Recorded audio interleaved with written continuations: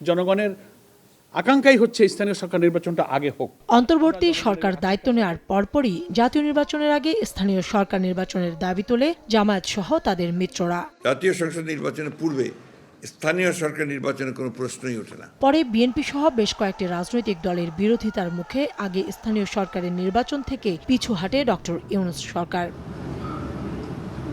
12 ফেব্রুয়ারির ভোটে নিরঙ্কুশ জয়লাভের মধ্য দিয়ে নতুন সরকার গঠন করে বাংলাদেশ জাতীয়তাবাদী দল বিএনপি।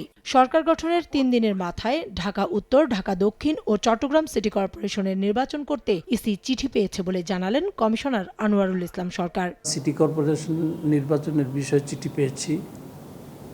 এই চিঠির পরিপ্রেক্ষিতে আমাদের প্রস্তুতি ইতিমধ্যে শুরু হয়ে গেছে। আমরা হয়তোবা আগামী সপ্তাহের মধ্যে কমিশনের সভা করে ডিটেইল কর্মপরিকল্পনা সেটি আমরা গ্রহণ করব। আইন অনুযায়ী মেয়াদ শেষ হওয়ার 180 দিনের মধ্যেই সিটি কর্পোরেশনের নির্বাচন করার বাধ্যবাধকতা রয়েছে।